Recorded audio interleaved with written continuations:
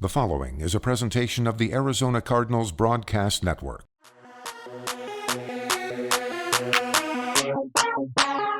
Detail your work, let's go!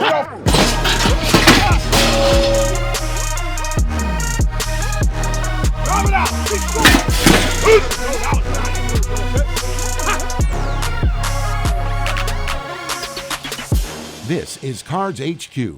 From team headquarters in Tempe, your host, Jody Jackson.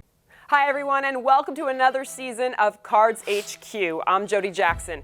2018 is a season of change for the Arizona Cardinals. A new head coach in Steve Wilks, a change at quarterback with Bradford, and yes, even a new name for the nest, State Farm Stadium. Now, after going 15, 16, and 1 over the last 2 years, the Cardinals are hoping the record looks different as well.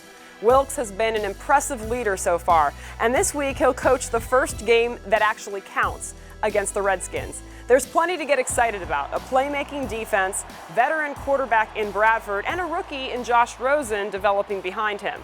And oh yeah, a healthy David Johnson. There are questions as well. Preseason games never give you the answers, but they do provide pretty good information. The Cardinals went 3-1 in the preseason. Let's show. Well, it quickly became clear this ball-hawking defense would grab the preseason headlines. 16 takeaways in the first 3 games, 17 in all. 6 were interceptions, 10 fumble recoveries, and 3 resulting in touchdowns. And this is exactly what Steve Wilks has been preaching. I think we're all anxious to see if it continues in the regular season. Then on offense, we saw enough of David Johnson to know that he's back. The wrist is healed, and there's no reason to think he can't be as good or better than he was in 2016 when he led the league in scrimmage yards with 2,118 and 20 touchdowns. Now, Wilks wants the identity of the offense to be powered by the run game, but make no mistake, Johnson will be heavily used in the passing game as well. Chase Edmonds showed us in Game 1 against San Diego he won't stop until reaching the end zone. As Johnson's backup, this young man out of Florida might be from a small school, but he's got big-time potential to be a weapon in this offense. Speaking of rookies, Kirk will play in front of his hometown fans, and he showed some of his big playability in his first game as a Cardinal. He's going to return it now, accelerates laterally towards the near sideline. He's got a gap at the 30, the 40. He's across midfield and stumbles before he only had the punter, Drew Kaser, to beat. It was 6. A great way to start your career for Kirk. He's got about 35 people in the stands, and he did not disappoint on his first time touching the ball. Like Kirk, Josh Rosen is a rookie that Cardinals fans hope will anchor the team for years to come. Rosen to Kirk, the first 2 picks in this year's draft, hooked up for a touchdown in New Orleans. 3rd and goal from the 13, and Rosen out of the gun, empty set, looking, plenty of time, fires into the end zone, caught! It's caught just beyond the goal line. Christian Kirk with a great grab in traffic, an aerial grab, rookie to rookie, Rosen to Christian Kirk. Preseason football is a dress rehearsal, especially important for a team with a new coaching staff and a number of new players. For the football-starved, the sounds of the game are sweet music to our ears. So with that, we present the preseason version of Wired. Wired, presented by USAA. Defense on 3. 1, 2, 3. Defense! Here we go. He's like that, see? Which one? Oh, that one. Hey! About 100 and devil degrees. But I will not let it get in the way. Let's focus, baby. Let's focus. Don't let that heat get in your head, baby.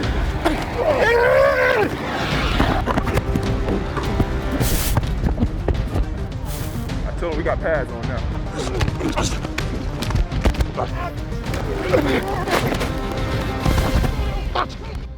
Physicality and effort.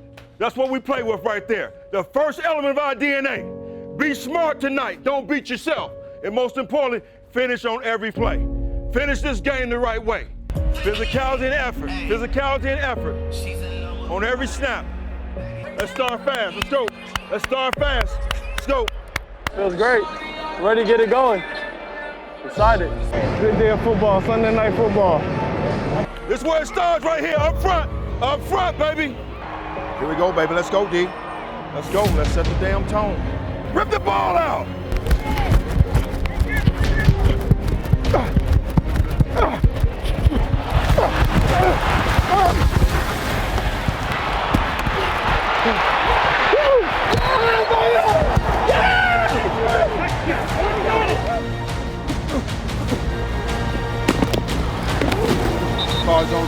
1, 2, 3. This week, it gets real. Game planning for the Redskins and understanding the march toward a division crown begins on Sunday. The Redskins have a new look with former Niners and Chiefs quarterback Alex Smith. And with injuries at running back, it looks like Adrian Peterson, who gave the Cards a lift when he joined the team last year, will be on the other side on Sunday. The Cardinals are ready for the challenge that Washington brings. I mean, Alex is a great quarterback. Last year when we played him, when I was with Los Angeles, he's not as conservative as people think he is, just very smart. When it comes to making, great throws down the field, that's something he did well last year. You can look for him to try to do it this year, but you just got to be honest on the defensive side, play your assignment. Just do your 111 and allow it to come to you. The guy is extremely athletic. You saw some of the things that, that he was doing in Kansas City. The RPOs, the zone read stuff, his ability to be able to get outside the pocket, I think is phenomenal in some of the things that he's shown. So I'm sure they're going to try to use him in the same way. Good defense, good group of rushers, and Kerrigan and Preston. We just got to go out there and do what we do and what we've been coached to do and what we've been practicing all week, and just kind of get out there and execute our technique. We know what we're supposed to do. We just got to get out there and execute it. Coming up, digital content host for the Cardinals, Mike Jurecki, joins me to talk Redskins and a season preview of the NFC West. We'll also go inside the numbers to start the season, and our own Paul Calvisi checks in with his first weekly report.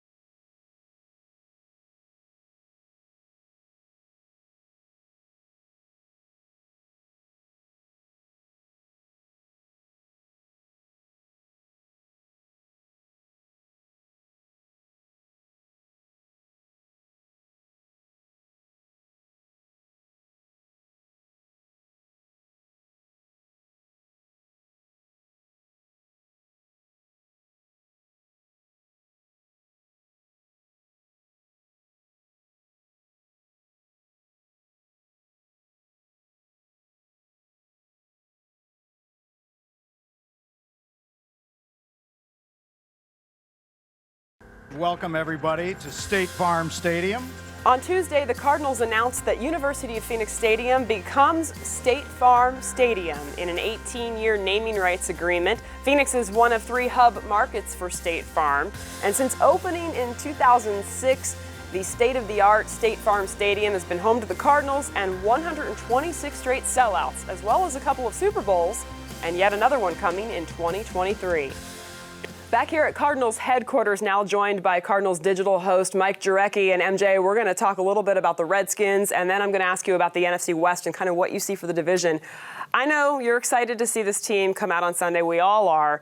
Against the Redskins in particular, what are you looking forward to the most from the Cardinals to kind of gauge what areas they're going to be strong in? Well, Mike McCoy mentioned in training camp, they're still trying to find their identity. I think if you watch the preseason, this team is going to line up and run the football. I know it's a passing league, but if they can control the line of scrimmage, get David Johnson going, and a change of pace back in Chase Edmonds, And we know Larry Fitzgerald is going to be targeted because Sam Bradford is so accurate. He's healthy. Doesn't have any ill effects to the knee.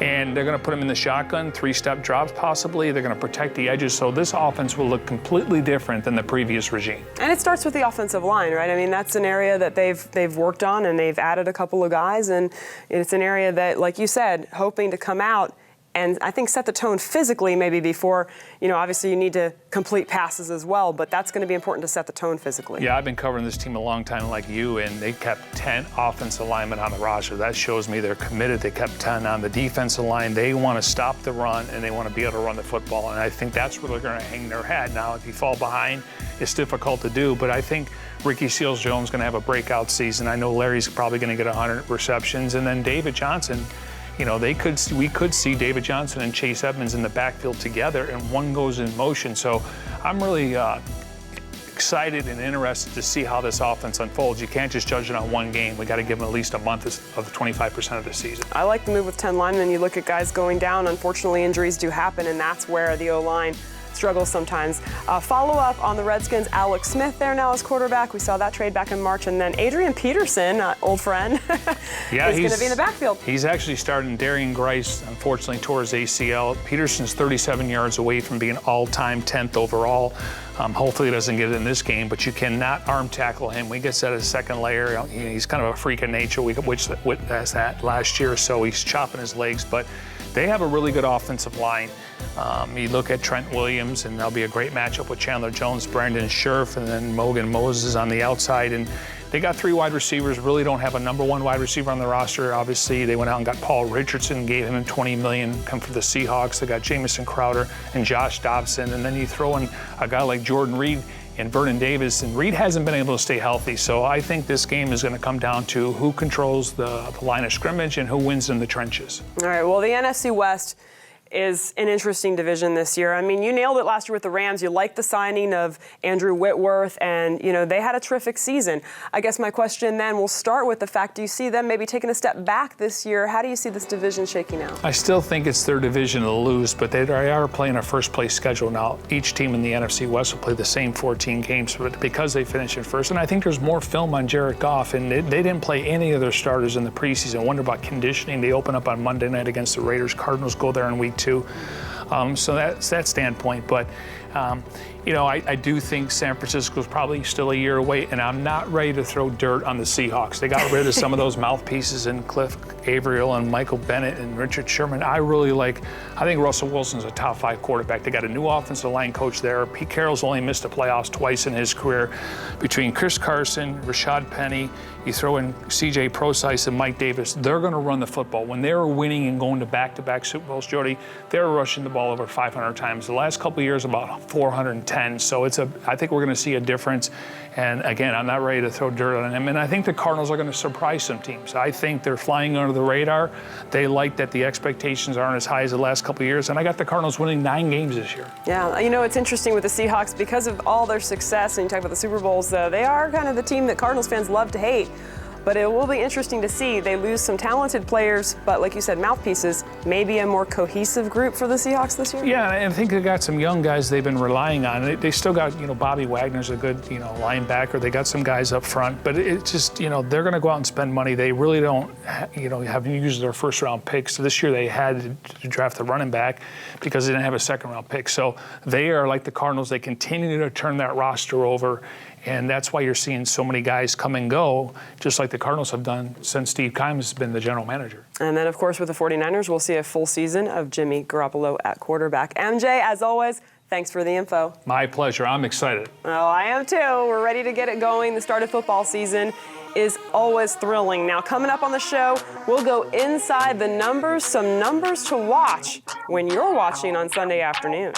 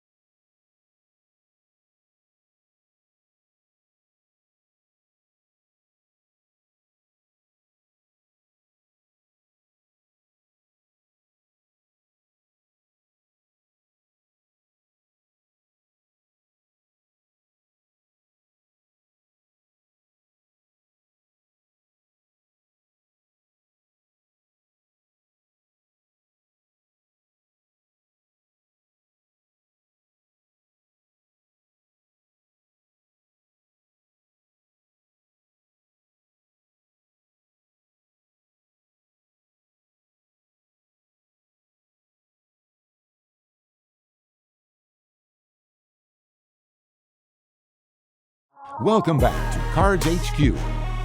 Welcome back to Cards HQ. The Cardinals may have a number of new faces and rookies as well, but there are established veterans who will look to add on to impressive, even Hall of Fame careers in 2018. Now, beyond being 1-0 on Sunday night, other markers to note are in this week's Inside the Numbers. It's presented by La Mesa RV. The Cardinals wrapped their preseason schedule having forced a remarkable 17 turnovers, the most since Tampa Bay in 2000. Equally important, Arizona took care of the ball, committing only 2 turnovers to give them a plus 15 turnover margin over 4 games. With many new players on offense, Arizona looks to find production from fresh faces, most importantly, from the quarterback position. Sam Bradford, known for his accuracy, posted the best season of his career with the Vikings in 2016 when he established a then NFL single-season record for completion percentage at 71.6%, throwing for nearly 4,000 yards and 20 touchdowns. Returning to the field for Big Red is their workhorse running back, David Johnson, who missed nearly all of the 2017 season. Johnson had a dominant season in 2016, earning All-Pro honors after leading the NFL with 2,118 scrimmage yards. Johnson needs 3 rushing TDs in 2018 to break into the top 5 in franchise history. With just 1 touchdown of any kind in the opener, Johnson would have 34 TDs in 34 career games played. Some huge milestones lurk on the horizon for one of the all-time greats, Larry Fitzgerald. Fitzgerald enters the season needing 48 receptions to pass Jerry Rice for the most receptions in NFL history with a single team. 92 receptions to pass Tony Gonzalez for second place on the NFL's all-time receptions list. 390 receiving yards to pass Terrell Owens for second place on the NFL's all-time receiving yardage list. And just 1 reception in the season opener to have at least 1 reception in 212 consecutive games. Fitzgerald would pass Gonzalez for the second longest streak behind Rice. With 10 sacks this season, Chandler Jones would become the first player in franchise history with 10-plus sacks in 3 consecutive seasons. If he is selected to the Pro Bowl in 2018, Patrick Peterson would become the first player in team history to be named to the Pro Bowl in 8 consecutive seasons. The most important number to any Cardinals fan is 1, as in 1 win this Sunday, which would give Steve Wilks his first victory as a head coach. Sunday's opponent, the Washington Redskins, enjoy a 76-46-2 advantage over Arizona in the all-time series. Wednesdays are for getting information from Paul Calvisi, the latest from the practice field as the Cardinals prepare for the Redskins.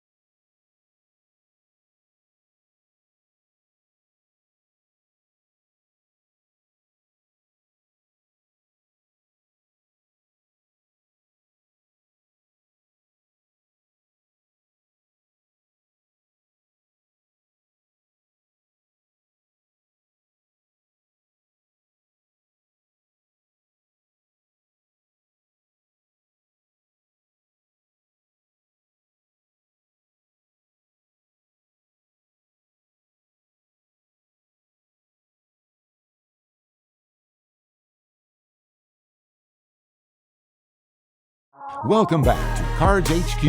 Your host, Jody Jackson. What have we learned so far from new head coach Steve Wilks? Well, we know that he wants the Cardinals to be a physical bunch. We know that he's not afraid to play rookies. In fact, 4 undrafted guys made the squad. And we know this defense is going to force takeaways. So what else do we need to know about the Cardinals heading into Week 1? Paul Calvisi tells us in the Wednesday report. This was a team victory right here. Special teams, two turnovers and a score. Hell of a job. All right, so there's a look and a listen at the Cardinals in the preseason, but who are the Cardinals and how many victory speeches will there be in the regular season? Big questions for the Big Red. The good news is that by now, Coach Wilks, he's used to them. From day one, April the 3rd, I talked to the guys about our vision and the expectations. So outside of that team meeting room, you know, a lot of people aren't giving us a chance. And I said I'm probably looking at quite a few of them. Yeah, the media, they have questions, no doubt, like the 4-3 defense that Wilks brought with him from Carolina. I love this defense. It gives us the opportunity to play fast, not think as much, just line up to play football and get after the quarterback. Going into a 4-3 defense is definitely advantageous for a lot of the guys just because there's a lot less responsibility. You know, guys aren't thinking too much. You have one gap, you have one assignment, and you just do your job. So I feel like the guys will be flying around a lot more, and I'm really excited to see that. Yeah, we saw just that in the preseason where the main takeaway would be the takeaways. We're talking 17 takeaways in 4 games. Is that a mentality or an anomaly? Oh, it's definitely a mentality. You know, it's something that I truly believe in. It's something that we emphasize, we teach, we coach, and the guys have totally bought in, you know, as you can tell. Every day we hear takeaways, strip the ball out, punch the ball out. Anytime, you know, they always talk about production is at the ball. This defense is really set up for us to make plays at any position. I just finished showing the team the interception that Patrick had, and I backed it with the interception that he had in practice on the exact same sideline. So, you know, I always say in order to do something in the game, you got to first do it in practice. All right, next question. What are the Cardinals going to look like on offense? Well, remember this physical touchdown run by David Johnson at New Orleans? Foreshadowing. It's an identity that we talked about, you know, and I said it. You know, we want to run the football. And we believe right now our strength is in our offensive line. We're going to be physical, and that's what we're going to do, especially what we're going to start with is the run game. We're going to dominate the run game. So if the Cardinals can run and the O-line is the strength of the offense, we asked the quarterback, all right, what does that do for the offense? You know, it just opens up a lot of possibilities. You know, when those guys are playing as well as they are right now, you know, and we're able to get the run game going, I think it really just opens the playbook. By the way, maybe the best-kept secret coming out of camp would be Bradford himself. He's playing like the quarterback who won NFC Offensive Player of the Week to start last season. Right now, I feel like I'm playing at a high level. And so for me, hopefully stay healthy and play to the capability that I know I have. We're going to be a force to be reckoned with. A lot of people are counting us out, especially on the offensive side, and I think people are starting to realize how good our offense could be, how many weapons we have. And finally, even though first-round rookie Josh Rosen didn't play in the final 2 preseason games, and we don't know when he's going to play in the regular season, we'll leave you by looking into our crystal football and what might be in store. I mean, there's a few times where Josh Rosen was shredding us apart. And I seen him make some tight throws out of some tight windows, and I'm just like, and almost reminded me of Tom. You know, and I played with Tom before. I'm not saying he's Tom Brady, but there's some throws that he's made this offseason that I'm just like, wow, you know, for him to be just a rookie, the sky's the limit for him. Week 1 of the football season is here, and football is so tied to the fabric of our lives, the games weaved in among moments we won't forget. We love the passion and the excitement, the joy and the pain, but ultimately the thrill that Sundays bring. And here in the Valley, the Cardinals are proud to be part of your family and your Sundays this fall, and the promise of playing for more. Arizona, home of the Red Sea, where Sundays are about football and family. Here, it's not just a game, it's about doing something more, together.